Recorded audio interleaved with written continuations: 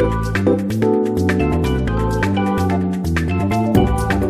sākot mērījumus, šķita, ka būs manām lielāka atšķirība starp gaisa temperatūru pilsētas centrā un mikrorajonos, bet šoreiz mēs atklājām, ka parkiem un zaļajām zonām ir tiešām liela nozīme, jo arī pilsētas centrā, kur ir zaļās zonas un parki, gaisa temperatūra ir krietni zemāka nekā turpat centrā uz ielas, kur ir apbūve un bruģētas un asfaltētas ielas.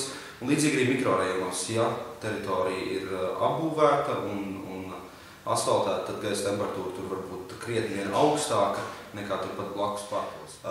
Par rezultātiem uzreiz arī jāsacina, raugoties pēdējās 10 gadēs, ka ir ievērojami pieaudzis ekstremāli karsto dienu skaits, ko tiešām rezultāti bija pārsteidzoši, jo pat pēdējo 30 gadu laikā dienas, kad gaisa temperatūra Rīgā pārsniedz plus 30 grādu, ir ievērojami augušas. Ja vidēji 80. gados tās bija 2–3 dienas gadā, tad jau tās ir 6–7 dienas gadā.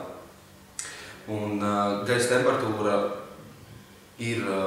tiek mērīta faktiski ikdienu Rīgas centrā parkā, līdz ar to arī šie dati nav gluži korekti, tie neatspoguļo to, kāda situācija ir vietās, kur uzturās cilvēki ikdienā uz ielas.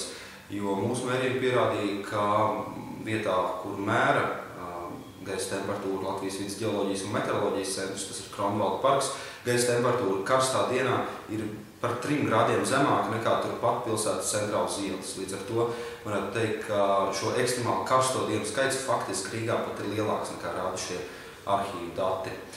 Un kas ir arī pietiekami būtiski, ka pat dienās, kad pilsētā ir stiprāks vējš, kas varētu izlīdzināt gaisa temperatūru, pilsētas centrā vienalga ir novērojama augstāka temperatūra un līdz ar to mikroklimata ietekme, apbūves ietekme ir pietiekama.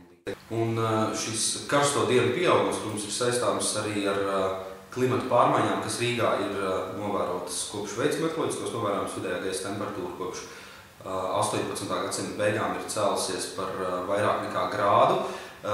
Gan jāatzīst, ka lielākais temperatūras pieaugums ir ziemas mēnešos, bet arī vasarā kāpums ir.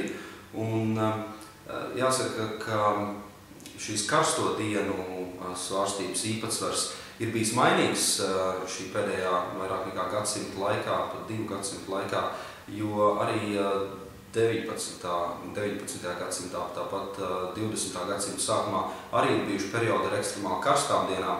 Tomēr kopš pilsēta ir attīstījusies tādā mūsdienu līmenī ar tādu iedzīvotāju skaitu, kāds ir pilsētā, Rīgā nav piedzīvots tik bieži un tik ilgstoši karstumu bīļi. Vismaz sākot no 30. gadiem, 40.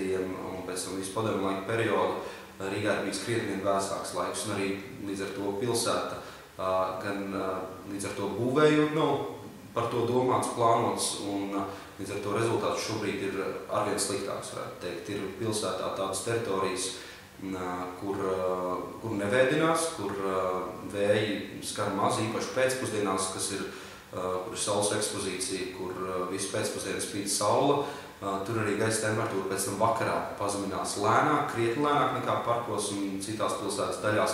Līdz ar to karstumu vilnu un lielo karstumu var vēl izjust, un tas ir jāpārcieš iedzīvotājiem vēl arī vēl vakarā un pat naktī, kad gaisa temperatūra nepazeminās tik zemu kā parkos un citās pilsētas vietās.